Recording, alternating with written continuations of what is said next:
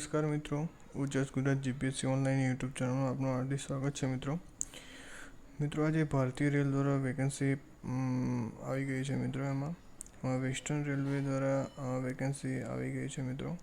એમાં government of India ministry of railway western railway દ્વારા Kushal Bharat railway recruitment cell Mumbai દ્વારા તમારે એપ્રેન્ટિસને એન્ગેજમેન્ટ માટે ભરતી આવી ગઈ છે મિત્રો. તો આજે મિત્રો એની ભરતી વિશે ડિસ્કસ કરીશું મિત્રો. તમે ચેનલ પર નવા હો તો જરૂરથી સબસ્ક્રાઈબ કરજો અને અમારી વિડીયોને જરૂરથી લાઈક કરશો. ચલો મિત્રો વિડીયો શરૂ કરીએ. નોટિફિકેશન RRCW વેસ્ટર્ન રેલવે દ્વારા 1/2021 એપ્રેન્ટિસ ડેટ 18/5 2021 દ્વારા નોટિફિકેશન આવી ગઈ છે મિત્રો. એમાં ઓપનિંગ ડેટ છે અને ટાઈમિંગ શું છે તમારો. ઓપનિંગની 25/5 શરૂ થવાની છે. ઓનલાઈન એપ્લિકેશન 11 કલાકે શરૂ થશે અને ક્લોઝિંગ ડેટ છે તમારી 24/6/2021 ક્લોઝ થશે 17:05 વાગે સાંજે. તમે વેસ્ટર્ન રેલવેની ઓફિશિયલ વેબસાઇટ પર જઈને ચેક કરી શકો છો મિત્રો. આની ઓફિશિયલ વેબસાઇટ છે વેસ્ટર્ન રેલવેની www. બરાબર. એમાં તમે ઓનલાઈન એપ્લિકેશન કરી શકો છો મિત્રો. બરાબર.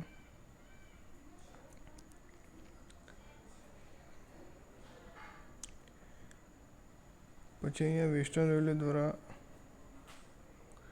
એપ્રેન્ટિસ અગેન્સ્ટ 3591 સ્લોટ માટે વેકેન્સી આવી ગઈ છે. એટલે 3591 જેટલી જગ્યાઓ છે એપ્રેન્ટિસ માટે. અને એની એલિજિબિલિટી રહેશે તમારે 10 પાસ રહેશે અને ITI ટ્રેડ કરો તમારે હોવો જરૂરી છે મિત્રો. બરાબર.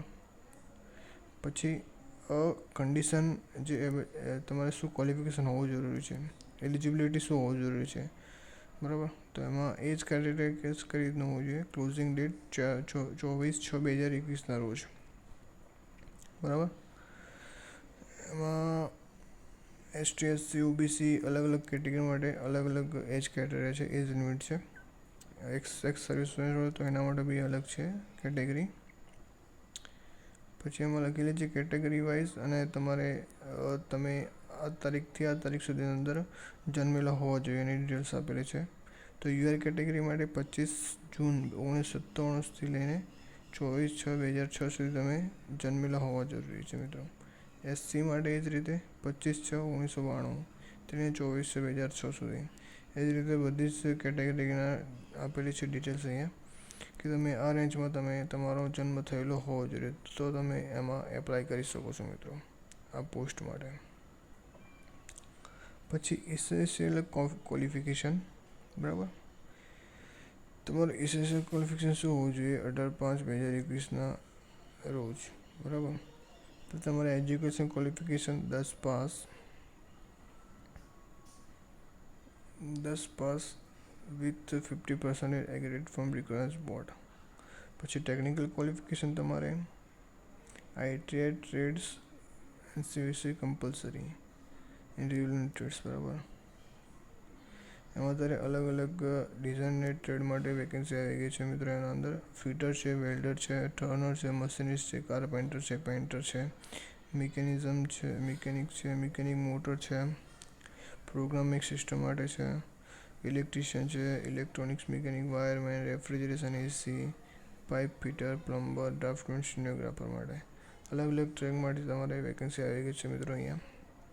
તો સારામાં સારી વેકેન્સી 10 પાસ ધરાવતા મિત્રોને અહીંયા એપ્લાય કરી શકો છો. ITI વાળા મિત્રો બી અહીંયા એપ્લાય કરી શકે છે. એમાં ITI ટ્રેડ કમ્પલસરી છે મિત્રો અહીંયા.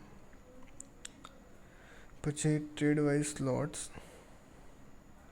તેમાં અલગ કેટેગરી માટે અલગ જગ્યાઓની સ્લોટ આપેલા છે મિત્રો. અહીંયા વેકેન્સી છે. પછી તમારી પેમેન્ટ ઓફ ફીસ. જે પેમેન્ટ ઓફ ફીસ છે એ તમારે ઓનલાઈન કરવાનું રહેશે મિત્રો. એની ઓફિશિયલ વેબસાઇટ પર કમ્પ્લીટ ફોર્મ ફિલઅપ કર્યા પછી તમારે એની એપ્લિકેશન ફી ભરવાની રહેશે. અને આ ફી છે એ તમારી નોન રિફંડેબલ છે, એટલે તમને રિફંડ આપવામાં આવશે નહીં. બરાબર. હવે એની એપ્લિકેશન છે 100 રૂપિયા છે અને બાકીના જે SC ST PWD વુમન્સ છે એના માટે કોઈ ફી છે નહીં, એમને કોઈ ફી ભરવાની નથી. બરાબર.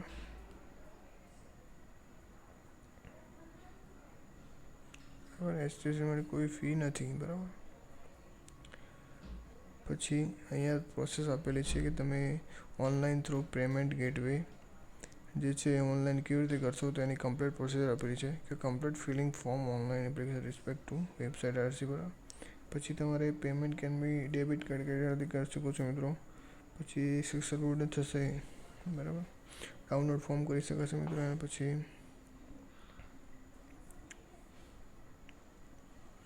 વેરીફાઈ બટન પર તમારે ક્લિક કરવાનું છે. કન્ફર્મ રીકન્ફર્મ ઓપન રહેશે અને પેમેન્ટ ગેટવે તમને મળી જશે. પછી completing reach process online payment again duplication payment verify the same. Okay. પછી તમારું મેડિકલ ફિટનેસ ફિઝિકલ સ્ટાન્ડર્ડ્સ એ બધું કરવામાં આવશે. ડીવીપી કરવામાં આવશે તમારે મેડિકલ. બરાબર.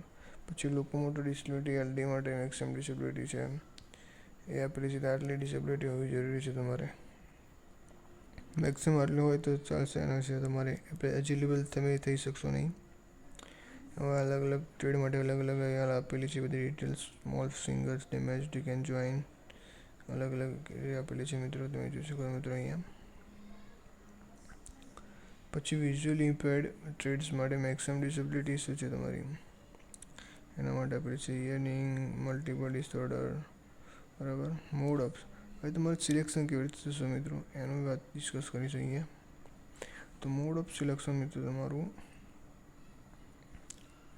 selection of the eligibility application airpairing under the based on the applicator in both matriculation.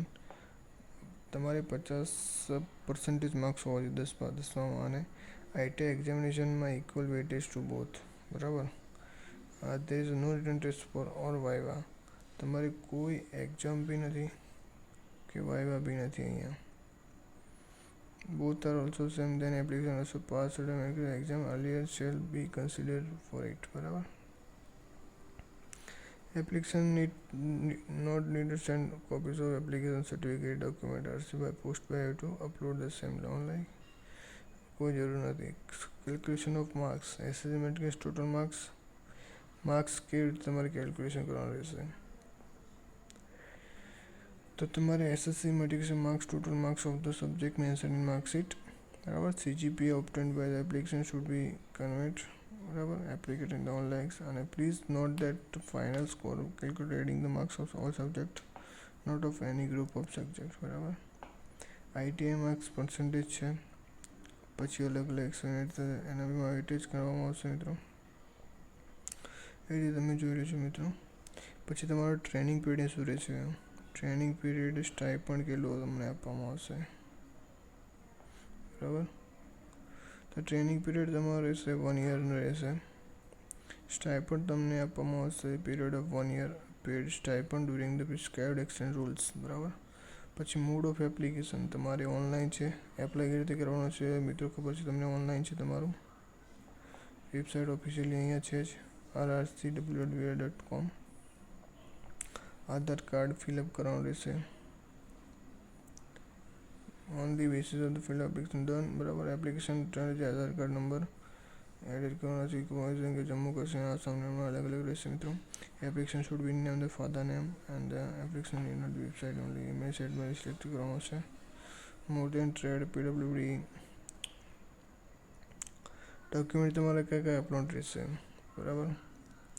તો અહીંયા ડોક્યુમેન્ટ તમારે અપલોડ કરવાના રહેશે. અહીંયા આપેલા છે બધા document. SSC standard certificate date of birth પછી કોન્સર્ન આઈટીઆઈ માર્કશીટ પછી નેશનલ જરૂરી છે. Age card certificate disability certificate discharge certificate passport ફોટાની સાઇઝ આપેલી છે મિત્રો. અહીંયા કયા કયા ફોર્મેટનું હોવી જરૂરી છે એ બી આપેલું છે અહીંયા. બરાબર. એપ્લિકેશન રિજેક્શન એપ્લિકેશન કઈ રીતે કરવામાં આવશે એના પોઈન્ટ્સ આપેલા છે. તમારી એપ્લિકેશન વિધાઉટ સ્કેન સિગ્નેચર હોય તમને આ બધી રિજેક્શન તમને મળી જશે અહીંયાથી. તો તમારે પ્રોપર ફિલઅપ કરવાનું રહેશે અને વેલિડ ફિલઅપ કરીને તમારે સબમિટ કરવાનું રહેશે તો તમારી એપ્લિકેશન તમને એક્સેપ્ટ કરવામાં આવશે રેલવે દ્વારા. બરાબર. પછી ટ્રેનિંગનું એગ્રીમેન્ટ છે. Test and granted certificate import accession બધું કરવામાં આવશે. લીગલ મેટર્સ એ બધું આપેલું છે મિત્રો.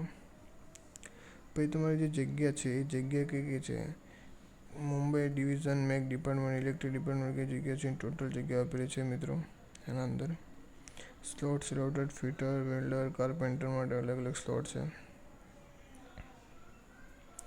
Engine department mechanic motor electrician carpenter માટે અલગ અલગ 104 છે એન્જિન ડિપાર્ટમેન્ટ અંદર 195 છે પર્સનલ ડિપાર્ટમેન્ટ 17 છે પછી બ્રિજ મિકેનિકલ અંદર આપેલું છે બેટ્સમેન ટોટલ ઇમ્પેક્ટ 738 પછી વડોદરા ડિવિઝનમાં ગુજરાત બેઝિસ છે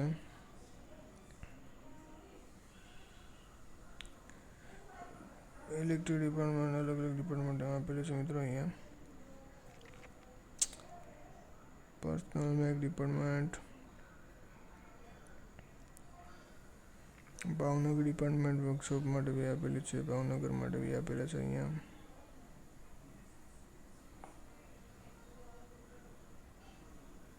સાબરમતી અમદાવાદ પ્રભાતનગર અલગ અલગ સ્લોટ આપેલા છે અહીંયા પહેલાં સર્ટિફિકેટ સુધી તમારે જે લાગુ પડતા હોય એ પ્રમાણે સર્ટિફિકેટ ભરી દેવાના મિત્રો અહીંયા ઓબીસી સર્ટિફિકેટ ફોર્મેટ છે બધું છે અહીંયા આપેલું છે અને ડિક્લેરેશન તમારે આપી દેવાનું છે અહીંયા પછી એ મેડિકલ સર્ટિફિકેટ પર્સનલ ડિસેબિલિટી એના માટે સર્ટિફિકેટ છે મિત્રો બરાબર મિત્રો આ બધા સર્ટિફિકેટો છે તમારે આપી દેવાના બરાબર મિત્રો સારામાં સારી ભરતી છે 10 પાસ આઈટીઆઈ માટે સારામાં સારી નોકરીની તક છે અને રેલવે જેવી નોકરી સારીમાં સારી છે તમારો લાઈફ સેટ થઈ જવાની સારામાં સારી નોકરી છે તો મિત્રો તમે એના ફોર્મ જરૂરથી ભરશો મિત્રો તમે નવા હો તો અમારી ચેનલ જરૂરથી સબસ્ક્રાઈબ કરજો જેથી તમને સરકારી ભરતીનું નોટિફિકેશન અને અપડેટ મળતી રહે થેન્ક યુ